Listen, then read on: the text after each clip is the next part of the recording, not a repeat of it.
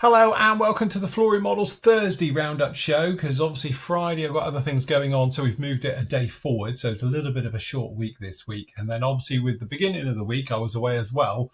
It's turned into sort of a 3-day week, so trying to do 5 days work in 3 actually has been a bit busy. Not to mention it's very, very hot over here in the UK. We're touching 27 currently.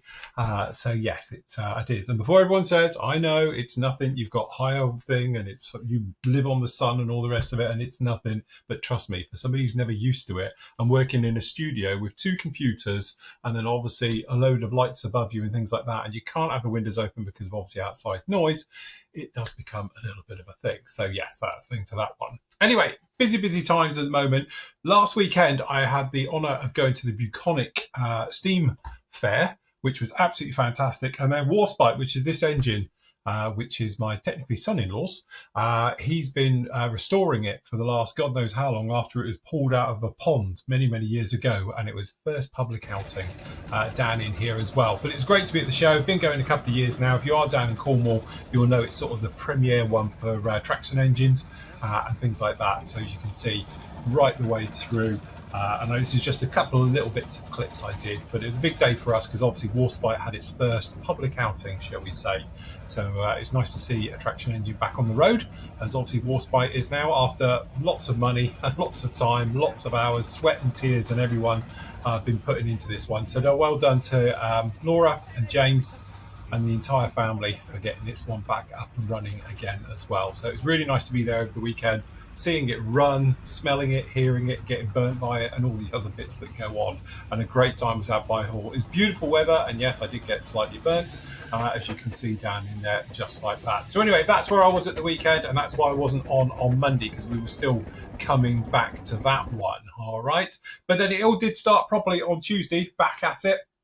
On the Tuesday show, I was going through all the usual things, bits and pieces, and we were talking about the Hassa kit, which is obviously the Corsair, which I started this week, which is a very much an old favourite of mine. I love the 1990s, well, this one's 1987, so anything of the late 80s, early 90s, early 2000s Hassa kits, they are absolutely fantastic. If you haven't built one before, well, you've either been under a rock or you really are missing out. Originally, I will say they used to be incredibly expensive. And like you, I used to call them a reboxing company or a decal company rather than a manufacturing company.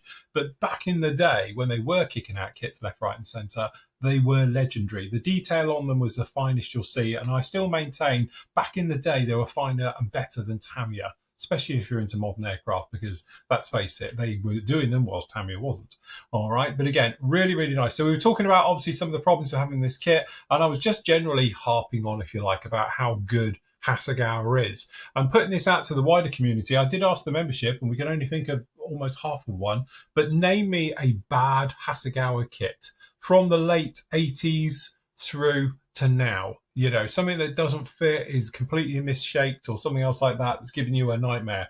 I bet you'll find it difficult to think of something, because that's what we're discussing in this particular show and going right the way through it. But we were talking about it and obviously talking about the decals and the various bits and pieces with this particular kit all the way through. But again, if you haven't think of a Hassa own kit that's a bit of a dog, I'd like to know it, because I'd like to get it just to have a look and see how bad it really was. Because after all these years and all the kits I've built and bought off of Hassa, I don't think I've ever seen a bad one.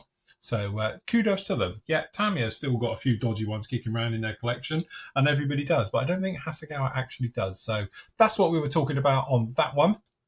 And then obviously on Wednesday, I moved till Tuesday over to Wednesday. We were talking about various things on here. Obviously, we were well into it and moving along with the actual builds. We were talking about obviously the group builds that are ending and then carrying on, which we'll speak about in a moment. So hang around to the end of the show, because we've got the reveal from the España SIG. So we've got some good stuff down in there. And then obviously we're talking about the Scheme B SIG for the members down in there. We'll talk about that in a moment as well. And then I gave a little bit of a simple sort of masterclass, if you like, about rescribing. The simplest and easiest way to do it. We were talking about the difference in scribing tools. We were talking about difference in methods. But more importantly, we were talking about the difference in plastic between kit manufacturers. Obviously, Hassa is very hard. It's quite difficult to rescribe, but it's good because you can't over-rescribe it in one pass. So you do have to do a few little different passes with it. So really, we were just going through the real basics of how to get your panel lining looking good and sharp. So in here, we're replacing obviously some of the ones that we lost during the sanding and cleanup phase of building the model, which everybody is forced, to deal with in one way or another. So I was showing you how I get around about doing it, but really just trying to get you up to speed on rescribing or just scribing in general. So we were talking about this one, we were talking about the Halifax and all the other bits and pieces, as you might imagine, on here. So again, members, if you want to catch up with that one is up with you. It went up on Wednesday, and it is around about half hour thing about sort of rescribing and the various bits and pieces and stuff like that. All right, so that one is up there just like that. That brings you bang up to today, where we've got part one of the actual Hassa build itself. So the legendary A7 Corsair II, fantastic kit, fantastic aircraft. What's not to love, with this particular one? It's just really, really nice. Straightforward out of the box build with this one. So in part one, we talk about the build, we talk about some of the things, because this particular kit, being a rebox of the original, now comes with the D and the E version. Obviously we're doing E, but it's got the slough in there as well, and we were talking about things like that. And then we were moving along, just taking care of some of the little problems. So it does have ejector pins in the intakes, because obviously this kit is from back in 1987, it was initially released. So we got the usual things from back in the day, like the old ejector pins. They're easy to deal with. It's hard plastic as well, so it's no problem getting rid of them. And they're just taking out the odd little bit of flash here and there that is obviously, it's an old mold, it's been redone a lot of times, it's got a little bit of flash on it, just cleaning those up with a couple of swipes of a sanding stick. Then seamless intakes, getting those done, priming those all up as well in there, getting the cockpit all painted up as well. So usual thing, base coat of the actual grey down in there, XF54 in this case, and then Posca pens for doing all the black work because I'm lazy. Then we did the nozzle at the back and the exhaust area, so that was all done as well. And then obviously we detailed up with Posca pens as well, things like the we got the radar and the actual warning receiver and things like that down in there as well. And then a bit of whiffery, I know, but just to lighten up the cockpit and show it a little bit of love, because it's very well hidden when it's all together. We went through the motions on that one as well. Then we made up some simple harnesses, just made out of Tania tape, just to liven up the seat a little bit and get that looking a little bit more moving. And then obviously starting to get it all together. So usual thing, floating cockpit. Do not glue the cockpit at all. Don't glue anything in here apart from the pins, the 4 pins on the intake. That's all you need to do. When it does, the gap at the front and all the others become seamless. But if you try and glue it in place, trust me, you'll get a gap. Something I learned building this kit many, many times. Clamp it all together, because it's literally just 2 halves going together. Very much classic. And there you go. You've got it all done. So if you do want to get on with this one, members, part 1 went up with you earlier on today. You can catch up with this one right now as we make our way through. Also up this week, we did a review for the Amusing Hobbies T72 1/35 scale. They've done it with the Ukrainian option now, with all the sort of reactive armour onto it and all the stuff for the upgrades like that. Again, really nice kit. It's the first time I've actually looked at Amusing Hobbies normal kit. I usually do a lot of their whiffery stuff and stuff like that, because I quite like those. But looking through this as a main battle tank, again, really, really nice. Loads of armour, loads of upscales and various bits to this one as well, right the way through. Nice colours for doing it in the Ukrainian one, clearly. Good chunk of photo etch with this particular one. What I love is the fuel feed lines from the external fuel tanks, the barrels hanging off the back, is done with a spring. But this spring is absolutely brilliant, because it is very, very fine and looks just like the real thing. So very nice job on that. Clear parts, usual thing. Again, it's not the sharpest kit in the box, shall we say, as in details and stuff, but everything's there as you would want it. It's actually very, very nice. One of the things I am taking with this kit is the casting detail as well. Looks very, very good. You can see it on the turret there. There's a little bit as well on that lower sections and the thing. So again, looks very, very nice indeed. You can see all the parts of it down there. Also, I do like the actual where it's got the old dents in the side skirts. Nice little bit of movement to the kit right the way through. There's those barrels. It's got torsion bar suspension onto it, but because you've got the Lincoln length tracks, it's pretty irrelevant. So it might be worth getting the old 3D printed ones or aftermarket ones and replacing the tracks rather than going with these Lincoln length. Very nice, got a nice little bit of sag on them and all the rest of it. But if you want to show it, actually moving on the actual suspension, then obviously it's not going to be any good for that particular one. But again, very, very nice kit. First time I said I looked at one of their sort of, main battle tanks in 35th scale, and it is an absolute gem. So very, very nice with that one as well. And that really gets us up to date. So down in here, we got the Corsair. We are going along with it. It's all still a loose fit. As I said, I've literally just taken care. I have got the If you're wondering why there was a gap underneath, it's because I had the position of the actual canopy slightly fitted wrong. But you can see simple set of harnesses down there. That's all we're doing. You're not going to see much in there. You can hardly see any of that cockpit in there anyway. As I say, the seat with the play ball. All right, but it is a fantastic little kit. And a quick tip for you, if you are doing it, don't put the underside of the wings on until you've got the main piece on, because when the main piece is on, it's a really, really nice fit. Once it's on, then you can just come along with the wings on the underside and you can tap them up into position and they fit beautifully with no problems at all under there once it's in. But if you get that slightly wrong, putting it in, you'll get gaps and all the rest of it, but it is seamless doing it this way. So yeah, as I say, I've done this kit a few times before. Lots of fun with it. We are going to be doing it in high vis, so we're actually going to be doing it in the Marauders markings as well in VA82, so that'll be quite nice. And again, it's that nice, what I call the golden era of navy with the actual gold grey and the white. Not only is it easy to paint because you just paint everything white underneath, but again, it's just one of those ones. Nice high vis markings. It's a colourful jet and all the rest of it. Although I'm not sure what a strike aircraft is doing intercepting. Don't know. Perhaps the Phantoms were having a day off, or Tomcats or whatever was around with it at that point. So anyway, good with that one.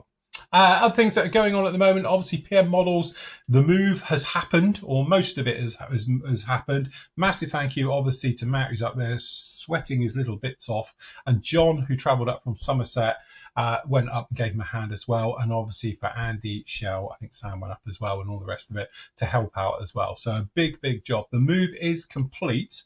We are out. We've still got the unit for another month yet. So we are sort of running between, but everything's in the new place now, whilst we've just got last deliveries and various things going to the old unit and stuff like that. It's going to take a little bit of time to get up to full speed and running. And obviously Matt and the guys are all here for the weekend because we got our little barbecue between us all as well. So they're all coming down tomorrow, hence we brought everything forward a day. So they'll be down at lunchtime tomorrow. So the store is going to be closed until, I would say, Wednesday the 7th. Because obviously they're travelling back on Monday. Then it's going to take a couple of days to sort out. I think we've still got a small problem with the internet as well, needs to get fixed as well. So I think normal service should resume, I would have thought, on Wednesday. Might be Tuesday, but more likely to be Wednesday as well. So don't forget, if you've got any orders you've placed, they will all be dealt with and sent and all the rest of it actually on Wednesday. All right. So if you have got an order with PM and you're wondering why you haven't got it, why didn't you read the little tab? Because the little tab is up here and does explain it all when you would have gone in there as well. All right. So again, there's nothing on the specials, nothing's changed in there and all the rest of it. So we're quite excited, obviously being into the new place, but it is going to take a little bit of time. You know yourself, we've got boxes to unpack. I know most of it's on the shelf now, but there's still a little bit of unpacking of all the small bits and pieces as well. As soon as obviously next week we'll get back up to speed, we'll get your orders out. We've got plenty of pre-orders because as always, they all turned up last week. So I know some of you Flory Models members, you've had yours sent. We managed to get them out last week anyway. But if you are waiting on anything, just bear with us. Get this weekend out the way, reset, and then getting on with it all again next week on that particular one. So it should be pretty good as we make our way through. And that is about it. So a couple of things that have happened over today, being obviously the first. We've actually got the Espana SIG finished, which you got the reveal video is going to be up with you very, very shortly. So you're going to get that one in a moment. And then obviously I've moved everybody's build threads into the correct work in progress areas. If I haven't, I've got it wrong. Just give us a kick, all right? But it's basically there in the work in progress areas. So this then continues to the run to the old checkered flag at the end of the year. So we've got the classic bit kit build was going to go along to the end of the year now, all right? So that one's going to go right through. And again, basically anything, I think it's pre-1990 counts. That's why I'm doing this one, because it's 1987. Down in here. So we've got lots of going on with that. We've got 17 completed already down in there. It's only been going a month, so well done to everybody on that one. We've got 126 on the go as we speak. And then down in here, the brand new one that started up today is Scheme B. Really straightforward. Any kit, any date, doesn't matter what it is, but you have to have at least 2 decal options in the box. All right, then you've got to do the second one. So it's either Scheme 2 or Scheme B. that's what you have to do. So again, we've got already this morning of doing this one, we've got 19 entries into that one already. All right, so again, well done to everybody taking part in that one. And then obviously down in here we have got the actual reveal thread, which is underneath. If you click down in here, and then shortly I'll be adding the video to this one as well into here, which you're going to see right at the end of this. So again, we've got lots of bits and pieces going on down in there. Remember, it's a SIG, there's no medals, that is only with the actual full group builds. So obviously the next one for that one will be the actual classic kit build right the way through on there. All right, so you can catch up with all of those on there. Last up, Flory Model Store. Don't forget, I've still got the last of, grab them whilst you can down the end here. I've got 4 pairs left of the snips. So if you do want to grab any of those ones, you can get those as well. These are obviously the Display, the 3.0 one's the nice one. This is the upgraded one as well that comes in the plastic case with the actual leather guard and all the bits and pieces, not the normal sort of cardboard and all the rest of it. So it's the more modern version. Last of the mugs, don't forget, this is the cream mug. I'm going to take these off probably mid-September. They're going to actually go and disappear. So if you do fancy one of the limited edition mugs, you're going to have to grab it right now, because literally that's the last of it. And we have got the trays back in stock as well. So these are the metal working trays. So if you do want to grab any of those, plus the fact all your merch, all your bits and pieces, your pigments, your washes, and all the rest of it, they're up on the site right now. All right. And don't forget, you can get, if you're in the EU, please go over to the florymodels.eu site with Breveco, and they will sort you out as well. And Kareem will be more than happy to fulfill all your orders as always. So you can see all of those. And that is it for this week. So well done to everybody who took part in the Espana SIG. It was only 2 months long, so it wasn't a lot of time, and some of you have done some cracking builds in that particular time as well. So no show on Monday, because I've got all the guys here all weekend and all the rest of it, and they'll be going home in that. So I'll be back with you on Tuesday next week. So until then, everybody, happy modelling. Take care.